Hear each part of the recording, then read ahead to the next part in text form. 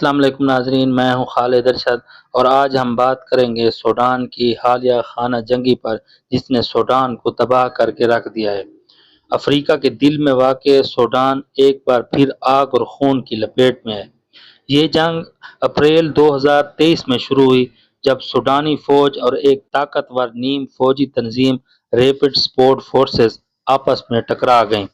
دونوں گروہوں کے درمیان اقتدار کی جنگ نے پورے ملک کو تباہی کے دہانے پر پہنچا دیا ہے۔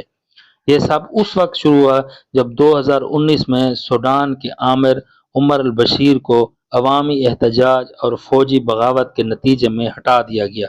اس کے بعد فوج اور ریپڈ سپورٹ فورسز نے ایک عبوری حکومت بھی قائم کی، لیکن دونوں کے درمیان طاقت کی تقسیم پر اختلافات بڑھتے گئے۔ جب ریپڈ سپورٹ فورسز کو باقاعدہ فوج میں ضم کرنے کی بات ہوئی تو تنازع مزید شدت اختیار کیا گیا اور یہی تنازع آخر کار ایک خونریز خانہ جنگی میں بدل گیا۔ سوڈان کے کیپٹل خرطوم میدان جنگ بن گیا۔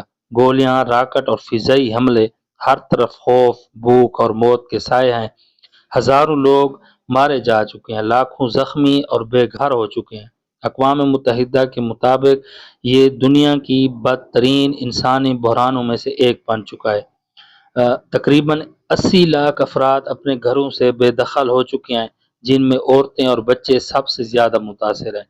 بجلی، پانی اور خوراک کی شدید قلت ہے۔ ہسپتال تباہ، سکول بند اور سڑکوں پر بے شمار لاشیں پڑی ہیں۔ بین الاقوامی امدادی تنظیموں کو بھی کام کرنے میں مشکلات پیش آ رہی ہیں۔ سوڈان کے عوام جمہوریت اور امن چاہتے ہیں، لیکن ان کی امیدیں بندوقوں کے شور میں دب گئی ہیں۔ دنیا بھر کے ممالک مذاکرات کے ذریعے جنگ بندی کی کوشش کر رہے ہیں، مگر ہر بار جنگ بندی کے اعلان کے چند گھنٹے بعد ہی گولیاں چلنے لگتی ہیں۔ افسوس کی بات یہ ہے کہ اس جنگ کا سب سے بڑا خمیازہ عام شہریوں کو بھگتنا پڑ رہا ہے۔ بچے بھوک سے مر رہے ہیں، عورتیں پناہ گزین کیمپوں میں زندگی کی بھیک مانگ رہی ہیں اور نوجوان نسل ایک بہتر مستقبل کا خواب دیکھنے سے بھی ڈر رہی ہے۔ سوڈان کبھی ایک خوشحال ملک بننے کی امید رکھتا تھا، مگر آج یہ جنگ کی آگ میں جل رہا ہے۔ سوال یہ ہے کہ آخر کب تک دنیا خاموش رہے گی؟ کب تک انسانیت سیاست اور طاقت کی قربان گاہ پر قربان ہوتی رہے گی؟